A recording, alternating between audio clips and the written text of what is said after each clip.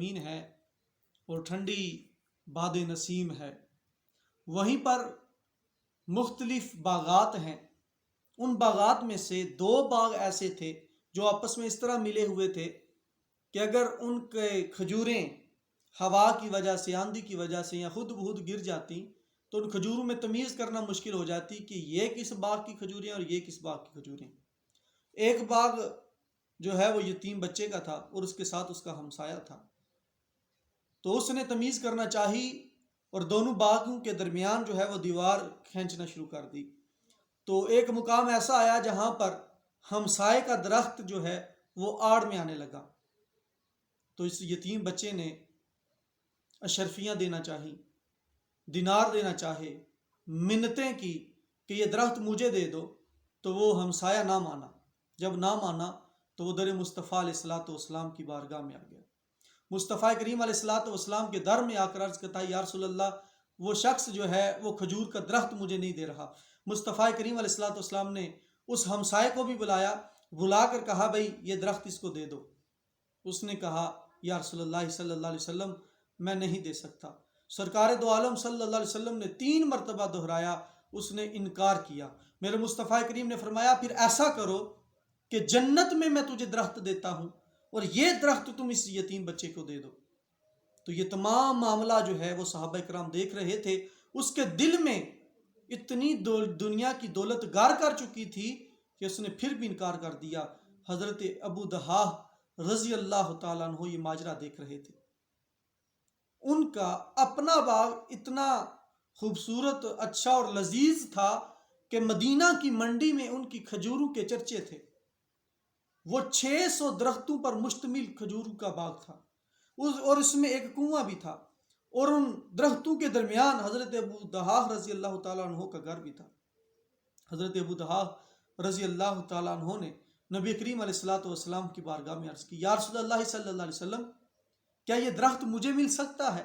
کیا اس کا سودا میں کر سکتا ہوں؟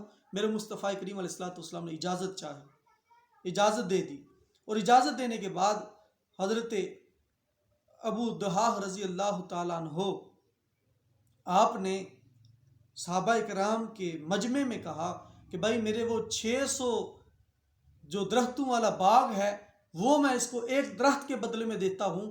تمام صحابہ کرام چکنا ہو گئے، بھائی اتنا خوبصورت باغ اور اللہ اور اس کے رسول کی راہ میں وقف کیا جا رہا ہے، مصطفیٰ کریم کی ہوائش پہ لٹایا جا رہا ہے کہ میرے مصطفیٰ کریم علیہ السلام نے اس ایک درخت کے لیے ایک سوالی آیا ہے اور وہ خالی اس در سے چلا جائے۔ حضرات عزیز وقار، مرید بھی کیا مرید تھے، صحابہ بھی کیا صحابہ تھے کہ میرے مصطفیٰ کریم علیہ السلام پہ ہر چیز لٹانے پہ کوئی کمی، کوئی بخل نہ کرتے تھے۔ جب یہ اس شخص نے سنا تو صحابہ کرام کو مخاطب ہوا، بھائی آپ بھی سن رہے ہو، کیا یہ واقعی ابو دحاح کہہ رہا ہے؟ تو باقیوں نے بھی اس بات کی تصدیق کی، بھئی واقعتاً یہ ابو دحاح کے الفاظ ہیں، واقعتاً ابو دحاح کے الفاظ ہیں۔ اس کے بعد انہوں نے اللہ کے رسول صلی اللہ علیہ وآلہ وسلم کی طرف رخ کر کے عرض کیا، یا رسول اللہ صلی اللہ علیہ وآلہ وسلم، کیا اب میں جنت میں کھجور کے درخت کا مستحق ہو گیا ہوں؟ تو آپ صلی اللہ علیہ وآلہ وسلم نے فرمایا، کم من ازکن رداہ لی ابی دحاح فی الجنت، ابو دحاح کے لیے جنت میں کھجوروں کے کتنے ہی جھنڈ ہیں، نہ صرف ایک درخت بلکہ کتنے ہی جھنڈ ہیں۔ حضرت ابو دحاح رضی اللہ تعالیٰ عنہ اپنے باغ کے پاس گئے، اپنی گھر والی کو آواز دیتے ہیں اور گھر والی کو آواز، یا ام دحاح، اہلیہ بولی حاضر ہوں ابو دحاح۔ تو آپ نے اس باغ سے بچنے کا حکم صادر فرمایا۔ اہلیہ کہنے لگی کہ آپ ایسا کیوں کر رہے ہیں، ایسا کیوں کہہ رہے ہیں؟ تو آپ نے فرمایا، میں نے اس باغ کو بیچ دیا ہے۔ اب بیوی بھی صحابہ کی بیوی تھی، کوئی عام بیوی نہ تھی۔ تو اس نے پوچھا کہ کتنے کا بیچا ہے، کس کو بیچا ہے؟ تو حضرت ابو دحاح رضی اللہ تعالیٰ عنہ نے فرمایا، میں نے اس کو جنت میں کھجور کے درخت کے بدلے میں فروخت کر دیا ہے۔ ام دحاح نے کہا، اللہ اکبر، رابح البیع یا ابا دہاہی، ابو دہاہ آپ نے بڑا ہی منافع بخش سودا کیا ہے۔ انہوں نے کہا کہ اب باغ میں نہ داخل ہونا کتنا بڑا سودا ہے، اور اپنے بچوں کے جیبوں کو ٹٹولنے لگی جتنے اس میں درم و دینار اشرفیاں تھی۔ انہوں نے اللہ اور اس کے رسول کی رضا کے لیے جو ہے اللہ اور اس کے رسول کے رستے میں خرچ کر دی۔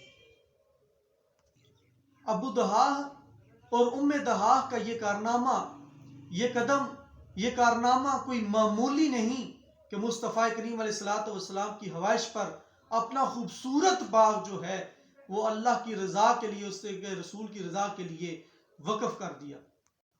اپنے گھر باغ کو، کنویں کو چھوڑا اور ہمارے لیے مثالیں قائم کر گئے کہ اسے کہتے ہیں حقیقی محب، محب صادق، اللہ کے رسول صلی اللہ علیہ وسلم سے محبت کرنے والے ابو دہاہ اور ام دہاہ رضی اللہ تعالی عنہم، آپ دونوں پر اللہ کی رحمتوں کی بارش ہو۔ آپ نے کتنی بڑی قربانی اور ایثار کا اظہار کیا۔